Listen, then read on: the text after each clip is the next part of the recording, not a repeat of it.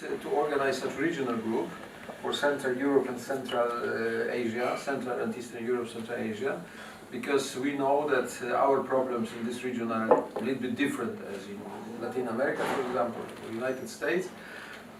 The region is huge in sense of territory, but also huge in sense of population, and in sense of problems and challenges which we have. And therefore we decided to organize this group, and we are working, of course, in very difficult circumstances, because we had 2 years of COVID with all these restrictions. Now we have war in Ukraine, which is real tragedies, Russian aggression against Ukraine. It creates a lot of tragic consequences, all fields also on this field of drugs and drugs policy. But we decided to continue our work. We organized country visits. The first was last year in Kyrgyzstan. This is here in Lithuania. We met with ministers of justice, of health, of interior, we met chairman or director of agency of drug, tobacco and alcohol. So it was tomorrow. Now we are with you. Tomorrow we will meet members of the parliament. So we want to have such very wide view of the situation and some ideas what should be done and how we as a commission can help. And I'm Aleksander Kwaśniewski. I was the president of Poland, 95-2005. Paweł Bem, who is, and I am a member of Global Commission. Paweł is a member of the Global Commission as well, and a long time he was mayor of Prague, capital of the Czech Republic, and he's really a good specialist of these problems before your work as a mayor and after and still. So that he is not only let's say politician, but also very famous expert. Here we have Vytenis Andriušaitis, who from Lithuania. You know him, I guess, and he was commissioner in the European Commission. Now he's cooperating with World Health Organization. Michel Kazachkin, professor originally from France, but he is man of the world, expert of many international organizations, by profession doctor of medicine, and also a member of Global Commission. And Vladimir Timoshenko, a member of our regional commission, the specialist of this problem, the man who was involved in the problems in Ukraine. Andris Piagals from Latvia, he was with us, but he has a plane, so he's not now here, but he's also a member of our regional group, and that's our team. I think this visit here is very on time, because we know that next week we will have a hearings or discussion in the parliament, Lithuanian parliament, about change of the law and so-called decriminalization of possession of small amount of cannabis. We are interested about your opinion about it, about your forecast, what will happen on the end of the day with this project. And that is my introduction. And now I'm ready to open our debate, and who wants to start first? This is very responsible position to start first, but I think someone is ready to do it. Who? Gerai, tai galime mes pradėti, jeigu nieko tokio, kad lietuviškai šnekėsiu. Tai aš esu Ingrika, atstovauju generalinę direktorę Retą Sutkuvienę, įmonės viešoji įstaiga socialinių paramos projektų direktorė. Tai pirmiausia, kas mes esam. Tai please do we have translation because sorry. Yeah. Who will translate? So yes, You, please translate, help us. Yes, so my name is Erika, and I'm here representing the Director General of Social Support Projects. That is a social enterprise, is that right? Yes. Taip, tai kas mes esam, tai salotų baras Mano Guru. Mūsų pagrindinis tikslas tai yra integruoti į darbą ir visuomenę žmonės, kurie pas mus ateina iš kalinimo įstaigų, iš įvairių reabilitacijų centrų, kurios sėkmingai pabaigia. Dažnai ateina benamiai, priklausomi nuo psichoaktyvių medžiagų, nuo alkoholio ir dirbdami kartu su įvairiais projektais tiesiog integruojame juos į darbo rinką. Dažnai jie... So we are also the host of this place, of this salad bar, Mano Guru, and our aim is to integrate various people who come from, who leave prisons, rehabilitation institutions, also homeless people who are dependent on psychoactive substances as well as on alcohol into labor market. So that is our goal. Taip, tai svarbu paminėti tai, kad integruojame tuos asmenys jau 18 metų ir sėkmingai integravome apie 800 dalyvių. Tai yra asmenų, kurie turėjo priklausomybės. And we have been doing this work for 18 years already, and we have successfully integrated 800 persons. Taip, tai koks pagrindinis tikslas yra? Tai dažniausiai jie ateina steigdami socialinių įgūdžių, darbinės patirties, tai dirbdami kartu su mūsų psichologais, įvairiais socialiniais darbuotojais, tai padedame spręsti šias problemas. Tai turime įvairias konsultacijas, tuo metu sprendžiame asmeninių poreikių vertinimui, socialinių įgūdžių, kurias minėjau, problemos psichologinės, taip pat tvarkomi teisiniai reikalai, įvairios antstolių problemos, ką vartodami alkoholį ir vartodami narkotinės medžiagas patiria.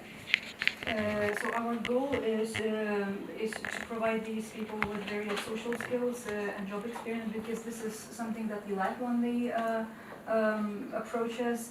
And together with various specialists like psychologists, social workers, we help these people acquire these social skills, as well as we also help them with legal matters, because when they are dependent on substances, they get involved into various situations where they are indebted, and they have these situations with bailiffs, so we help them in all aspects. Taip pat dar svarbu paminėti, kad ši iniciatyva ir dėl ko tas projektas, šita visa idėja, kad integruosime tuos asmenis, tai prie to prisidėjo labai Vilniaus savivaldybė, tai buvęs meras Zuokas. Taip pat svarbu paminėti turbūt, kad kadangi dirbam su tais asmenim, tai matome tą didelę žalą, kurią sukelia narkotinės medžiagos ir dažnai tos problemos net nebūna įsprendžiamos. Dažnai, kad ir kiek valandų konsultuoja tuos asmenis, kad ir kiek su jais dirba, jie vis tiek dažniausiai sugrįžta prie... Please give the chance for the translation. So this initiative actually was very much supported by the former mayor of Vilnius, Mr. Zuokas. And actually, we see, when working with these people, we see a lot of harm, the harm that has been done to these people by drugs, and when they are involved in various problems, we see that these problems, they are not solved yet, so they are still there. Taip. Turbūt pagrindinius aspektus ir paminėjau, galbūt dar esi kažką turėtų. I also represent this organization. I'm project manager, and just to add a bit to what Enrika said, because we have seen about 800 people come and go through our doors, and we've heard their stories, we can see that really the majority of people start small. They start with weak drugs, with marijuana, but then it's like a snowball effect a lot of times, meaning that it goes on further, they start getting dependent, they start seeking bigger doses with bigger effect. And then, of course, what happens is, they need to support that financially. They go into stealing, into other activities. And so what we've also noticed is that, a lot of them also start seeing it or recognizing it as a problem once they actually end up in jail. Maybe not the first time, maybe not the second one, but it really a lot of times it happens in jail where they recognize that, all right, this is a problem and would like to live the life differently. So in this regard, we have heard also that the help that we have received in the jail and following that, that complex help with what we try to provide here is the key to changing these people's lives. So just Can I just ask you, they are in jail usually for which reasons? Because we've heard, depending on whom we were meeting, that you may be in jail for just possession, for personal use. Or we heard from others, no, that doesn't happen in Lithuania, being in jail just for possession of a drug for personal use. Well, we also, how do I put this? Usually one problem does not come along alone. So usually it's a complex thing. Really a variety of reasons. Sometimes it's not related to direct usage or possession of drugs. It's related to other criminal activities. But a lot of times it's a complex problem. It's the full package. I will be frank, I'm not the one working directly with these people. Not that much. I'm a bit more like a mentor. I don't know them that well, but there are people here who works directly with them. Maybe they will be able to answer you better than me. Okay, thank you. Who next? Okay, then the next week. Ваши NGO.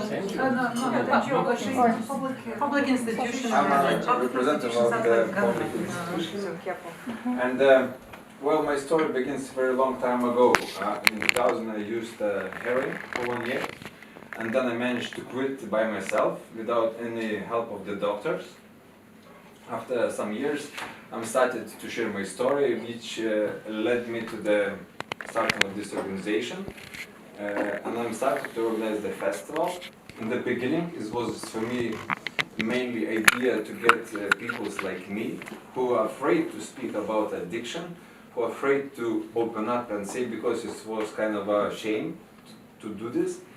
And it's turned out that I made this festival for 6 years, and the participants says that, well, I have used a lot of drugs in my life, but in this festival I get so high in sober way, so it's very impressive. So I believe that it's possible to live very high without drugs, and that's also led me that I visit all the Lithuanian jails. We have them with the hospital. With movie call it The Work, where in which it shows the emotional traumas, which actually I believe is the main reason why people are getting addicted to drugs, because it's the main reason why people trying escape from this uncomfortable feeling. And the most important thing, I think, when we're talking about the drug use, if we're not solving the problem why people using the drugs, that physically when we're taking away the drugs, it's not solving the problem. The people's coming back to same addiction different way, because it's there's social networks, and there's social casinos, and all different kind of addiction, and all of them shows just one thing: I try to escape from the place where I am. And the workaholics also, this one type of addiction when people working 18 hours a day, and they're away from their families, they're away from their life. And that's what I do. I going around and speak to the people about this, visiting the jails, and doing some posts on the Facebook. I do what I can, and my reason is to show that the single person, without any help of the state or another institutions, can do so much. And I'm trying to kind of involve the people to be kind of citizens of their country, of their society, and everybody we can involve to make the world a better place. And in my opinion, to take the person because he has some marijuana in the pocket and place him into the jail is very unfair. Because when I was working with the heroin in my pocket, I was also kind of the dealer because I was sometimes buying and bringing the drugs to my friends. And then also I could have 12 years in the jail for that. And I think it's very unfair to judge person and put him into jail just because he have emotional traumas. And I don't know how the situation is now, but in my times it was very kind of difficult to go to psychologists and tell what you're going through, because you're going to have some notice in your medical history, and then probably if you want to work as a pilot or work as another person, you're not going to get this job just because of this small note, because you was in depression, because you felt suicidal and stuff like that. And I think this is a problem why so many people not going to the specialists to solve the problems, and they're looking for the alternatives, and that's where the drugs come in. I think it's a big help to solve the problem. It's not just because to make it legalized, but also another kind of prevention programs where people can open up and speak, and it also touches the schools and families and so on. So today was making the live video about that, and it was very kind of coincidence. We was asked, would we like to stay here and listen to this? So we're sitting here like, wow, we're in the right spot. So thank you for the opportunity. Thank you, bravo. You are talking about emotional trauma. Do you know Gabor Mate? Yes, of course, you know. We talked about him. So do you know the movie? Probably The Wisdom of Trauma. Sure. Of course. So, sorry. So my name is Vitas, and I represent the also organization, the Academy of Sobriety. So when I saw the movie first time last year, just 5 minutes, I said we will translate that movie. So I connected to movie creators, and we got the permission to translate it to Lithuanian. So now we're presenting this movie in Lithuanian. So probably if you know the movie, they talk about that.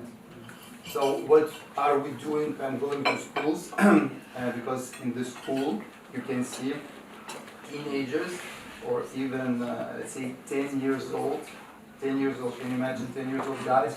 They already know what is cocaine and how to take it inside because they see it in the family. Okay, 10 years old. So when you see that long-term jobless person who has the pain in the eyes, and you ask him where it began, and he's telling that when he was teenager, it began in the school. And when I come to the school, I see the same story that people are using. The first thing, this is electronic cigarettes or simple cigarettes. Then it begins beer, wine, then vodka, then cannabis, then ecstasy, then amphetamine, cocaine, and we go there. So what shall we do? We shall begin the education, the true education. So what we're doing, we're helping people to come back to their sober life and also educate people. Okay? And could you tell what is your profession? You are a psychologist or you Yeah, are? I'm consultant, addiction counselor. Well, I'm getting high every day and getting paid for it. I'm an industry climber working the Norwegian offshore oil rigs. I'm climbing the high places where there's a lot of stress, and I'm helping people to stay calm there. And my free time, I'm doing this job here. Okay, bravo. Very nice, very interesting. Please, Can I continue? Can I sit or? yeah, you can sit, you can stand. Okay, don't know. Okay, my name is Girudas. I'm from NGO Coalition I Can Give. Director is Jurga. And I would like to answer to Mr. Tuzashkin's question about sending to jail for possession of drugs. Yes, it's happened in Lithuania. For the first time, if you are arrested for the first time, it's not very often, but it happened again. Prosecutor General could tell you different story. Their position is very strange. I mean, they are for this criminalization. They know that data does not say that consuming is decreasing, consuming is increasing. Nevertheless, we have criminalization.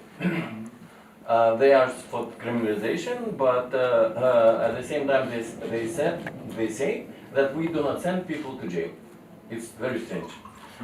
I spent a lot of time in Parliament last spring and summer when in all these discussions about decriminalization.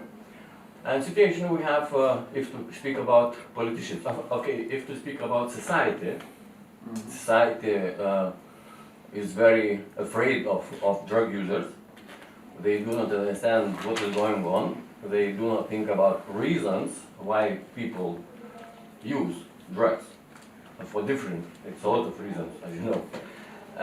And if to go to politicians, I would say that there are some different sorts of politicians.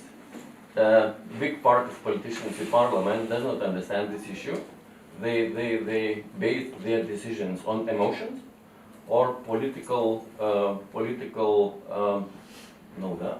calculation, yeah. We did organized expert meetings with every fraction in the parliament, and we had really good discussions, but when they have to vote, they vote in very strange ways. So we have the situation, and of course our organization is for decriminalization of all sort of drugs, and we see this decision at the moment in the parliament to decriminalize only marijuana. It's a political tactics, compromise. We are not in favor of it, but maybe it would help go further. I don't know. I'm not sure about it. It's necessary to accept such first step. We discussed today. Probably that is not a very big step in the history of the nation, but can be a great step for Lithuania, because something maybe will change. Of course, this is not decided, but I think it's necessary to support. And you know, the very big surprise is when we say for politicians, this decriminalization, what we are for, all sorts of drugs, yeah, it's nothing new in Lithuania. It's just a step back to the situation of 2015. No, 2015, 31st of December. That's it. Nothing new. And I would say it's very conservative step, because if we could discuss in normal way, we could think about different things. But at this moment, politicians are very, very, very strange. I would ask you a question. You just mentioned people who are elected in parliament. Yeah. And they are very different. Yes. But some of them are elected by party list.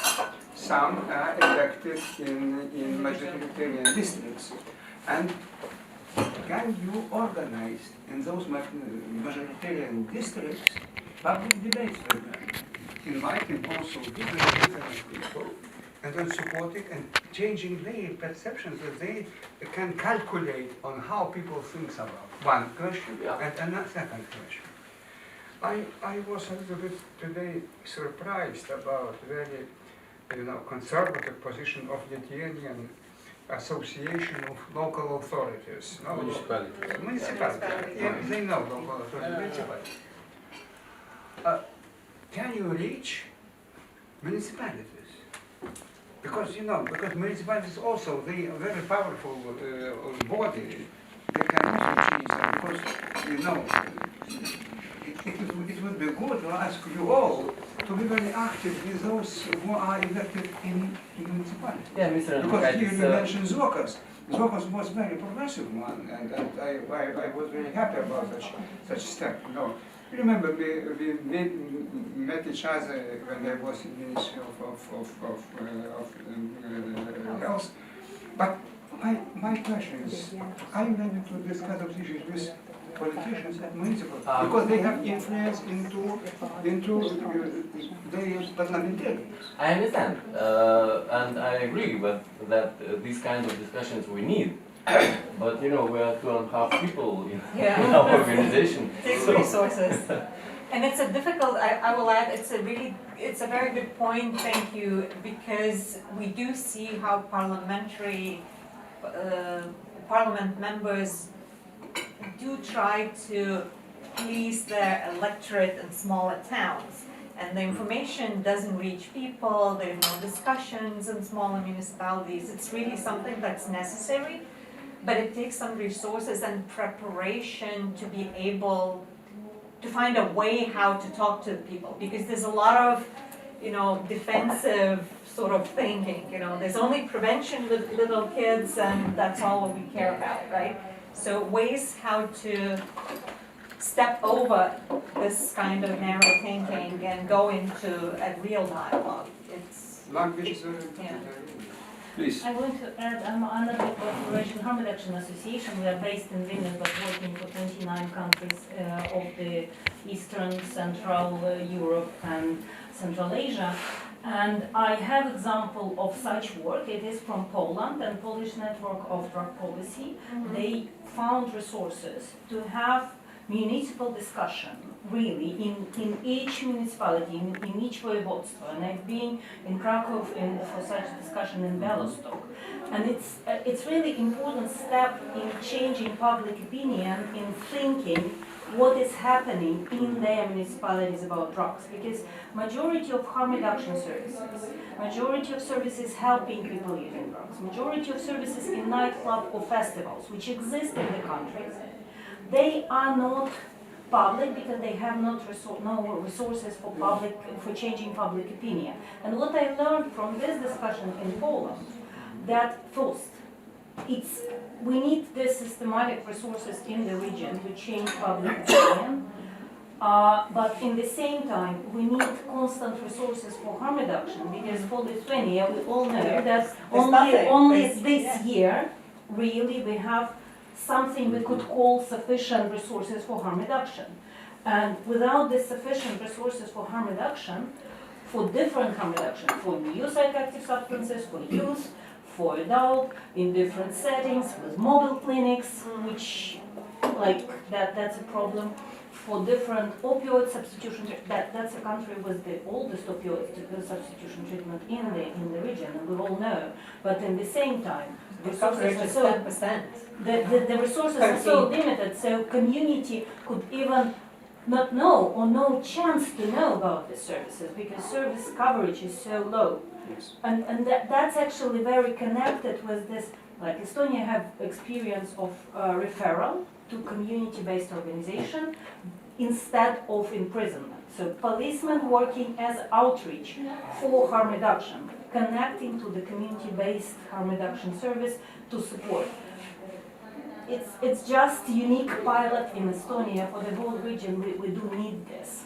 And that's we tried to pilot it in Lithuania in a small municipality this year, and it was difficult because the stereotypes are so strong. It's so difficult to work with even local institutions. Are there organizations here that are actually funded or partially funded by municipalities and or by state money?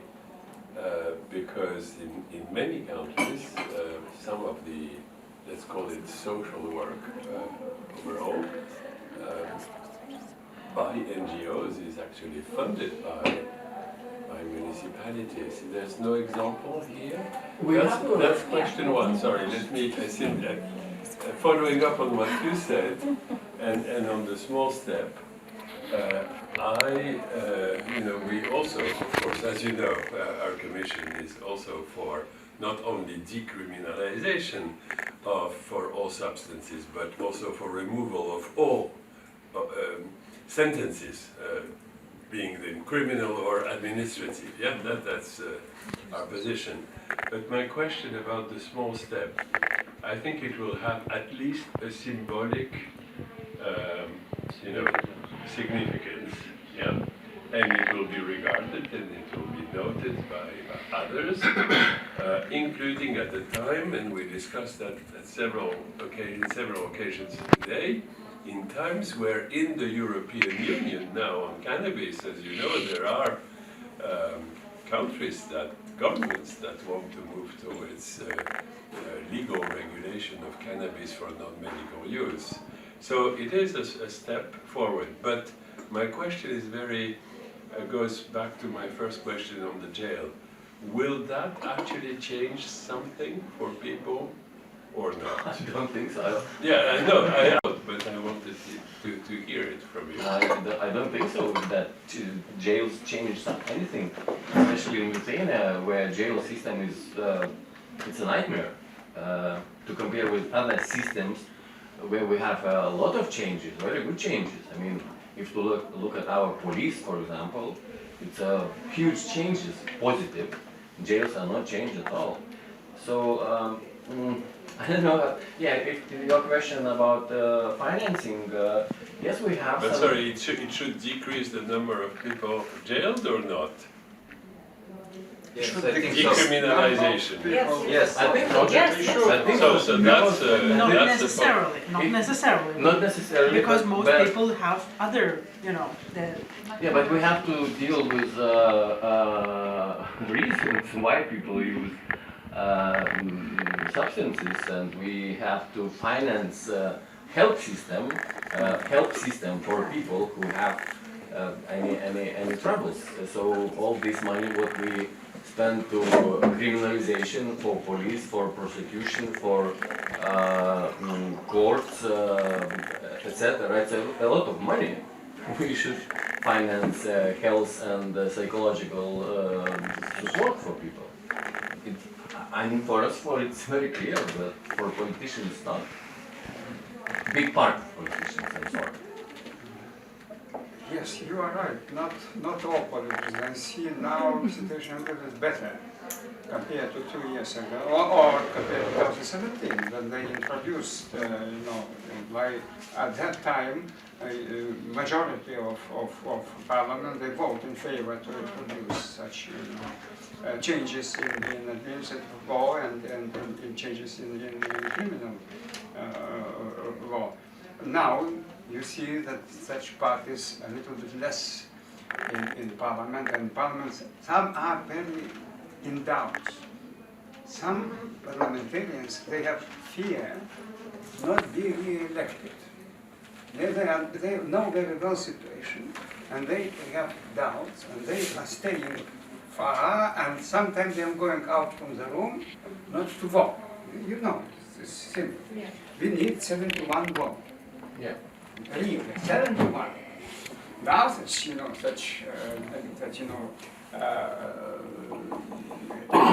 goes from 2-3 people. Can you act with those who have doubts? Mr. That's what we President, we try. acted and But you know these people, every one person. you know, yes, Everyone. everybody, we know everybody. Givid has lived in the parliament corridors for like Unfortunately. a year. I know situation because you can. But Mr. Andrikaitis, it's a big problem. We know people, politicians, members of parliament who are for decriminalization, but leader of party is against, and he cannot vote for decriminalization. And it's about Social Democrats Party as well. Sorry to say, nothing personal. Sorry. Nothing personal. Calculate about 6 or 7 votes. Yeah, we do a lot. I mean, You know very well. I know Blinkevičiūtė is not against. I am not against it. Never was against it. yeah, but I think we can make some gentleman agreement. The entire Social Democratic Party will vote Yes, for. of course. That is your task, and these guys, they will we'll be very thankful for it. Yeah, no, but Sysas is in favor, Sabatauskas is in Yes, favor, no, Polockas no, is in Sabatauskas is no.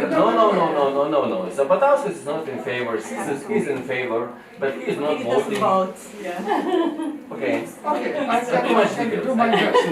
It's interesting to listen to how much party discipline there is here, because my experience in other countries, like the US Congress or the UK Parliament, when I was at the Global Fund and advocating for reforms, is that in the US and in the UK, you have bipartisan groups of parliamentarians on a given issue, be it global health, the drugs reform, and they build up and together, and then they try and influence their colleagues within their party.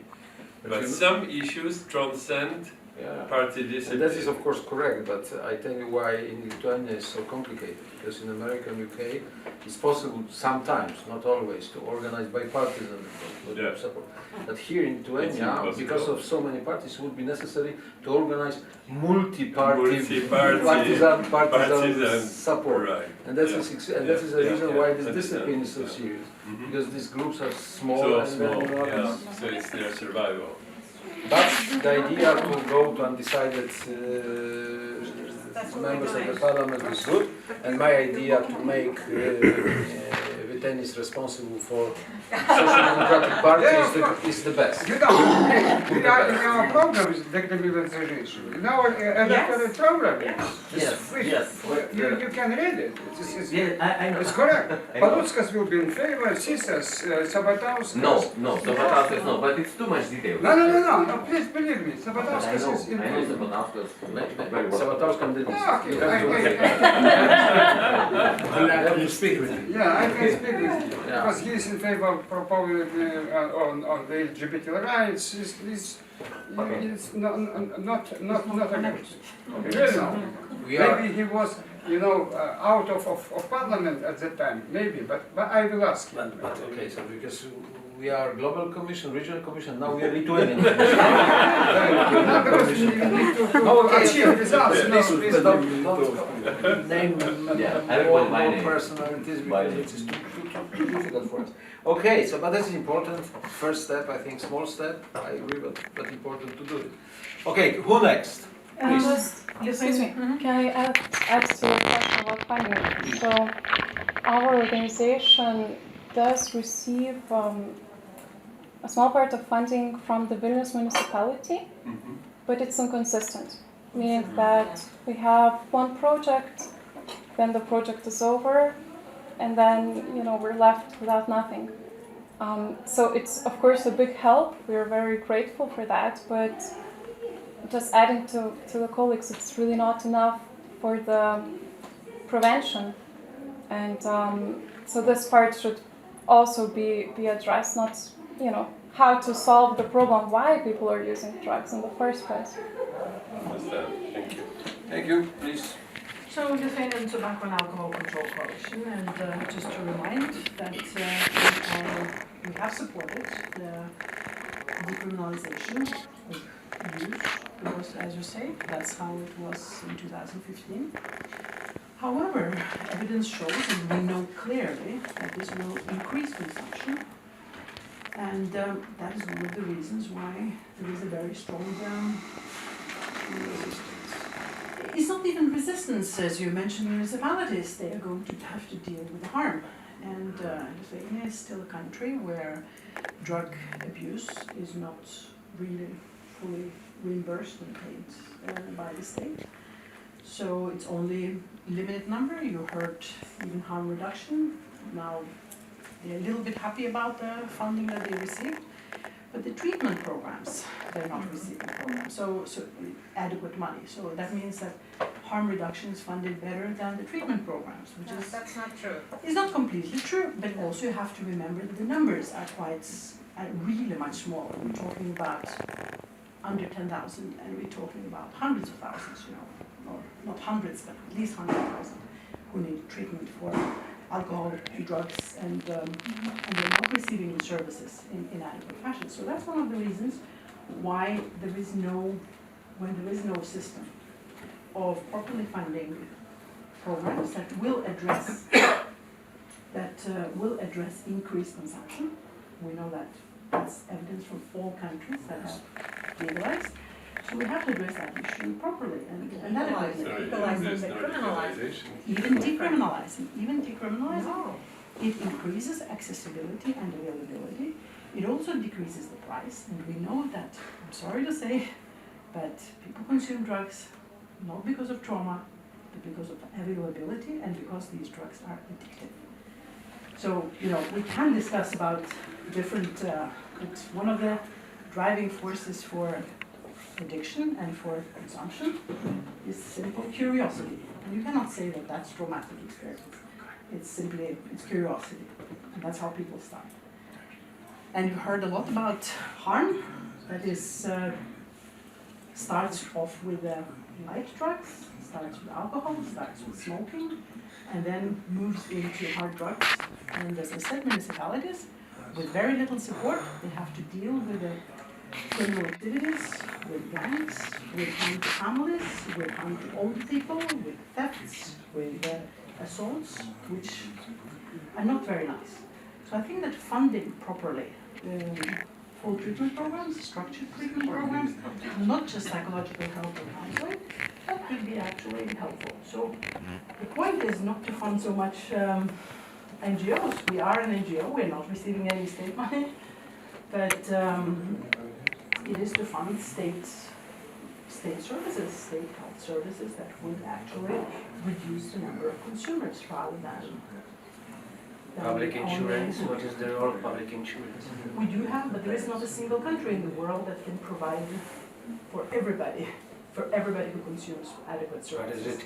But we do have. It's public insurance is partially covered by the insurance? The treatment is covered, but there are huge queues. You know, it's quite difficult. A lot of stigma has been reduced and removed, so we don't have laws that can actually legally persecute you. You even get, I think for now it's for 28 days. You get exemption from work, sick leave, and studies if you need. So it's not like it's not funded, but it is inadequate, and all these problems they pile up, and everybody sees that they are not. So, as I said, by supporting decriminalizing of drug use, we also have to offer actually services that would address the increased consumption. And that would be the best way. If I may, yeah, but that's not in the provisions. If I may react, and as we know, no size fits all. There is not a golden bullet just suitable for every country, every city. But as a psychiatrist, as a former mayor of Prague, as a former politician, as a drug czar of the Czech Republic in the 90s, introducing the first HR services, and now Czech Republic is quite really good network of services covering actually when you are saying, you know, is the treatment available or accessible for those in need? For most of the people in my country, the treatment and HR services are accessible. And the Czech Republic has gone through interesting process of decriminalizing the drug possession and drug use in the 90s after the Velvet Revolution, then again criminalizing, and then again decriminalizing. And when the harsher, more punitive political ethos came in, supported by the Christian Democrats in particular, and the penal code has changed, we started to measure and count if what happened, if it has or no any impact on the availability, accessibility, the prevalence of drug use, etc. And when again the decriminalization came in, we again started to carefully count how many new cases of hard drug use, cannabis smoking. We did not find any consequences, statistically actually, it was research. No evidence that the decriminalization will increase, for example, the use of cannabis in the Czech Republic. I know I can just talk only on behalf of the Czech Republic. Portugal has also published similar data. So the Portuguese data shows actually consumption goes up. Some of the harms went down, some of the criminal activity went down, but the consumption is going up still. And I agree with you that many of people start to use because of the curiosity and because of the real effect of the substance. And it's crazy to imagine that these so-called recreational users could even appear in the criminal justice system procedures as well as the jail. That's really crazy. But taking seriously account what you have said about these hungry ghosts, that is the Gabor Mate explanation for the unbearable temptation to use in order just to address the emotional trauma, because we see that I am a psychiatrist, so I know that at least from my country, and I know the evidence from other countries, that in the Czech Republic, 85% of those in treatment for addiction disorder has some kind of other psychiatric disorder. So comorbidity, dual diagnosed people. And these disorders, if they are just schizoaffective or affective disorders, depression, serious personality disorders. And if you look at the anamnestic data, so what is the etiological beginning of the trouble? We find the emotional trauma. So those who become addicted, they have this emotional trauma. And in reality, it's probably the major distinction in between so-called recreational use and addictive use, or the use which ends with the addiction, that means the really serious disorder. And for me, there is, in fact, okay, I have a much higher and bigger empathy for those as a physician, for those ending in the jail because of the sickness and emotional trauma and the dependence disorder.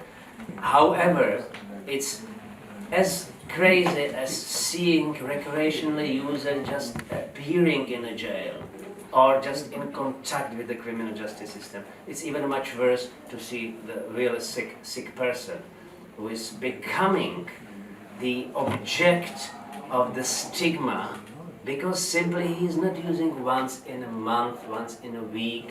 As he is using daily, permanently, he or she has to be in contact with the black market economy because he needs his or her substance. The only difference is if we have adequate medicine, in quotations. Well, the adequate medicine for heroin or fentanyl or opioid addiction is substitution therapy. But in Lithuania, that's not the only thing. Structured programs, you know. I just want to put one small detail. As a user, I can say there is was a lot of people who coming to try once the heroin, and those who was positive, who have no traumatic, there was really kind of like they said, which kind of shit is that? And you really love that, and they never tried again. Everyone who went down, there was the kids with the traumas. That's it. When you said OST is not a treatment according to World Health Organization, it is treatment. According to my experience, it is treatment. It's extremely effective treatment. For example, in reality, in Lithuania, the accessibility of OST is approximately 15%. So one out of 7. As a result of that, there is an existence of heroin market. And we don't have heroin market, by the way, it's fentanyl. Fentanyl market, okay.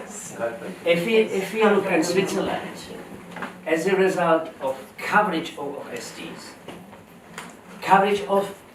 OSTs for those patients just dropping out of methadone and other substances because simply they just need to inject or they just need the heroin to feel high.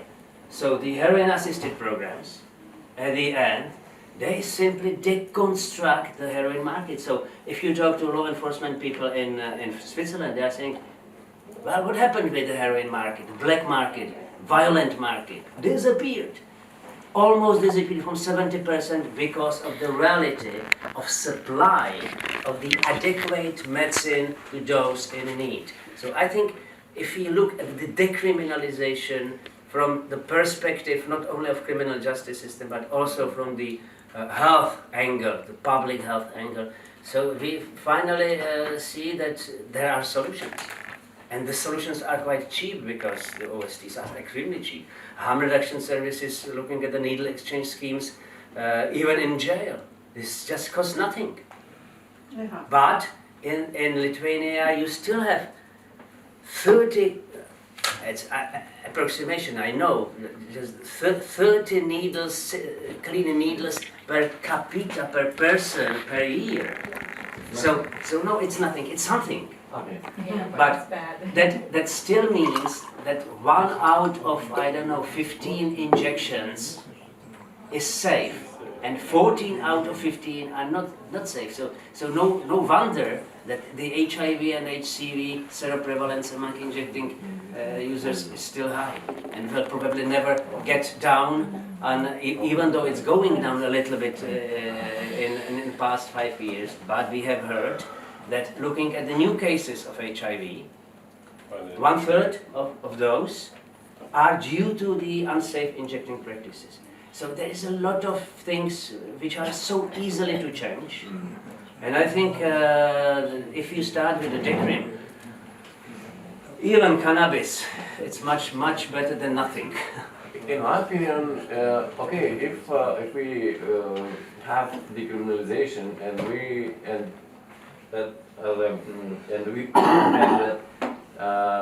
it's increasing, I think it's not a crime, because what kind of benefit we have from criminalization? Nothing. But nobody, I don't think that anybody in the room thinks that consumption should be criminalized. This is not the issue at all. Possession as because you have to remember that when it was presented in the parliament, there was a very clear NGO consensus of very different organizations, even those who are helping drug addicts, who are helping people with problems, who are working with jails. There was a full consensus, and you remember what happened. What kind of consensus? There was a consensus that we should decriminalize use. Very clear. So nobody is arguing here that we should keep people in jail.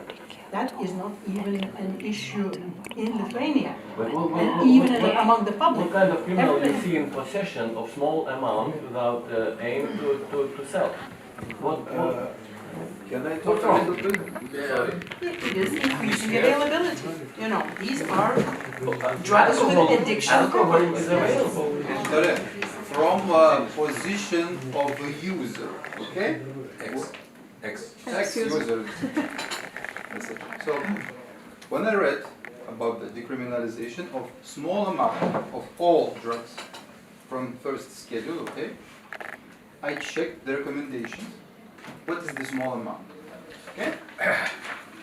And the small amount, for example, of substance, I don't know who anyone tried or not, lysergamide, this is LSD, probably you know about it. The small amount, this is 500 micrograms. The most famous dosage of Albert Hofmann, who first synthesized this, was 250 micrograms. Myself, I tried many different psychedelic substances, many different, and the maximum of LSD I tried was 300 micrograms. Believe me, 8 hours, I was somewhere. And in the recommendations of small substance, there is 500 micrograms. So can you imagine anyone can have with himself 500 micrograms of LSD? Anyone in the street. I would like to give 500 micrograms to anyone who will sign that, and to see in 4 hours the opinion and the state of the man who will sign this. 500 micrograms is very dangerous dosage. And the person, if he knows that I will not be punished and nothing will happen for me if I have 500 micrograms, he will take it from curiosity. First of all, this table that recommends small, medium, and large amounts does not talk about dosage. It doesn't say that 500 micrograms is a dose. This is amount that you can Yeah. keep with you. Yeah, that's one thing. Yes, but you know, consumers have to get proper information. You have to get informed consent. If you want to legalize, it should be clear recommendations on what to use. Sorry. there was, one substance called doi, okay? Doi. And the doi is a substance, it was I think 20 milligrams. And the milligram, this is like something, 2 milligrams of powder you can put on the hand. And I remember one story when the guy, the dealer, was like making the portions of doi and he forgot to put the gloves on his hands. Forgot. He was making the portions. And 48 hours he was selling the watermelons in Azerbaijan. He bought that. So can you imagine this kind of drug you can order on internet will get into the hands of a teenager and he will try from curiosity. Yeah. Can you imagine? If it was your children, your child. We don't talk about Should we encourage that? Is that really something that we when we start to talk about children, it's the end of discussion. Yes. Yeah, but actually children is a big part of our society and everything starting from children. We are from, with my colleague, we are from Vilnius Caritas and our organization working 34 years and our department working with the people who helping with the different type of alcohol and drugs addictions. Work more than 12 years. And as our departments, we have children day centers, homeless center for homeless people, people who coming for food and things to get, and also mothers who are, have last chance to keep their children because they have the addiction and so on. So the children, for example, refugees, yeah, people who are coming from other cultures and other countries to Lithuania, and those people, for example, from Muslim countries, they have, let's say, Muslim country at home and Muslim culture at home, and they have European society in the school, outside the house and so on. Those children who are 12 years, 10 years, they start using the drugs, and that is normal in the area. We have day centers not in Vilnius, also in the regions, and it's a big problem. Children, it's really big problem, and if they can easily get the drugs, so those children who have the problem in the families, who are socially affected, so they will try to do that. And I think that for our society, it's a little bit too early to legalize everything, and that. Please. Okay, yeah, but The difference, I'm very sorry. to get We started. decriminalization, yeah, but actually we need full package of the help and how it education and. First of all, so we have to finish our meeting. Very interesting, and I see that we should continue for next hours. But please understand us. We started today with first meeting 8:30. So that's our perception is more and more limited, and tomorrow we have a next day of meetings. And of course, probably is very important. First of all, we respect your job very much, and we know that you face every day the real dramas, problems, etc. And of course, that's a great example that you stop your heroin experience without doctors, without some help of organizations or state institutions. But that is not a typical example, frankly speaking. That is something very, very rare, very unique. And of course, we cannot open now discussion about the reasons of addictions, the problem, because that is, you know, many of such reasons. And of course, when we should use it as first point. So we understand the problem. It's very deep, it's very complicated, and will be unfortunately more complicated. That is my very pessimistic forecast for next years. Because having such two dramas in very short time, like pandemic, and now war, and now refugees, and now the problems with, you know, lack of perspective, uncertainty, etc. Probably the people who will try to use some substances to strengthen own position, thinking, etc., will increase, and that can dramatically increase. But we know that is very complicated. Second, we should use proper language. We don't speak, and that is used by many opponents of decriminalization. They say decriminalization means legalization. And that is not true. That is absolutely, we are of free market for drugs, etc., etc. We speak about some element of this drug policy, which in our opinion is not good, because many people who tried by curiosity or by some good company or who knows, they use these small doses of in your case cannabis. They are punished. They are under criminal code. They are in criminal record. And today, who I don't remember, Michel, I think, mentioned Kofi Annan, who said correctly that of course drugs is You said that a criminal record for a young person is much more harmful than the occasional use of a drug. Yeah, because that can destroy the life of this person. So I think you said many times, you underlined this, of course, if you want to be clever in this, it's necessary to decriminalize this situation.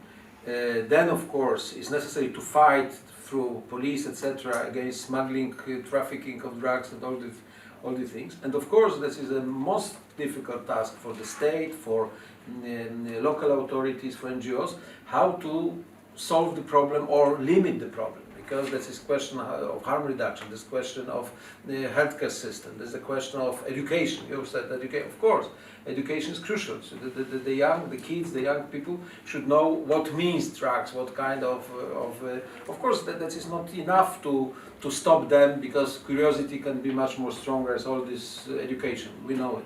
But it's an extremely complex problem, but our experience and everything what we know from many countries, that is that this tough approach, this zero tolerance politics gave us increasing of consumption, increasing of production, increasing number of the people in the prisons, increasing devastated careers of young people. And decreasing of price.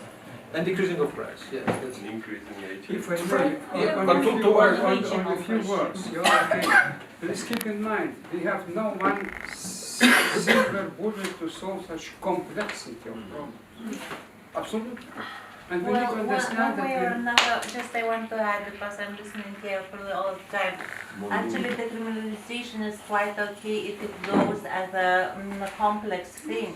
If we have situation when availability of treatment is decreasing everywhere. But I can draw attention to proportionality of measures. Proportionate measures is very, adequate measures. very adequate. If you have disproportionate measures, you create much more harm in common society. We need complexity, proportionality, and of course also regulatory framework. So I want to be now dictator with very open heart. Please, last I have sentence. one question from Eurasian Network of People with Drugs. They are asking very much to have at least online call with you, because they are working together with us, but they are working on the Crimea issues, and Ukraine is a big problem, Georgia is a big problem, Kazakhstan is a big problem, and this all authoritarian states now with the war, they're becoming more even hard. Ukraine is not authoritarian state, but definitely Moldova and Georgia not, but they all have problems with the criminalization, and now with this, like, Ukraine is very open for influence, and Mr. Tymoshenko don't. And the question is, will first request from Input to have online meeting if it's possible, to discuss joint plan, where you are going, how us could, as civil society working in the country. Okay, darling, so it's possible, of course, we are open. We are, because this is not our full job, you have to know, so we have some different duties as well. But Olena, I think in some discussion with your colleague, we can try to find some good formula for some meeting. We have, for sure, because we were here last year in Kyrgyzstan, we want to organize not the visit of entire commission, but maybe 2 of us to Kyrgyzstan to see follow-up of this discussion. The president changed in Kyrgyzstan situation is also not more democratic, but less. But we are open for this idea, but it's necessary to prepare it correctly with cooperation with Elena. Difference. One general advice to NGOs, please. I don't want to have the last statement. This is for you, but I have one advice. Enjoy so many discussions, complex discussions on the complex topic, like Alexander said, between yourself.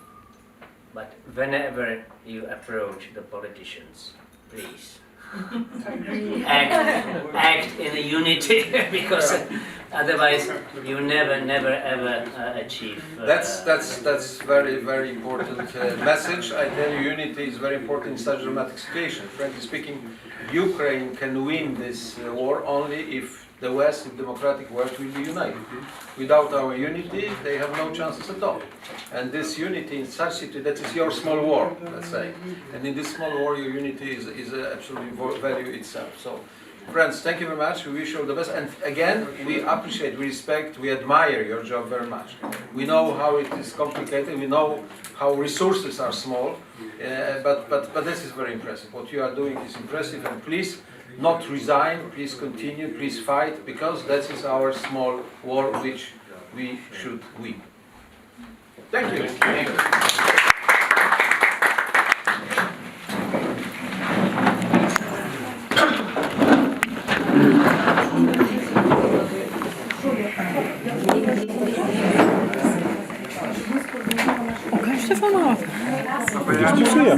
Diskusija. Aš, laisvas ir nepriklausomas pilietis. Bet tada aš nežinau, jūs turėtų paprašyti, kad leistų filmuoti. Ne. Kodėl pasislėpusios diskusijos vyksta visokios? Bet vis tiek galima pasislėpti, kai filmuoja. Jeigu žmogus šneka atvirai, jis nebijo atsakomybės už tai, ką Jūs vienintelis, ko gero, neprisistatė. Visi mes prisistatėm, organizacijos, kokius atstovus. Aš prisistačiau. Jokios. Nes jeigu jūs bijot už savo žodžius, tai reiškia, kad jūs esate tiesiog šitą turit suinteresuoti dalykus. Tikrai nesu, bet mes yra neįprasta, nes aš praktiškai visus pažįstu, dėl to atėjau ir prakalbų. Tai jeigu visus pažįstate, tai reiškia, aš žinokit savas. Aš iš šitos publikos. Iš šitos publikos. Bet tu gali pasakyti iš kokios organizacijos? Ne, jokios organizacijos. Jokios.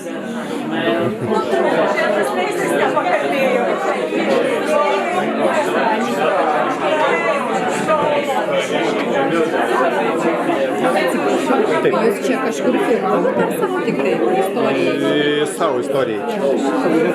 Norit ir jūs? Ne, tiesiog Reda sakė, kad galbūt kažkas iš spaudos ateis. Tai va, jeigu reikės, galėsiu tiesiog šitą.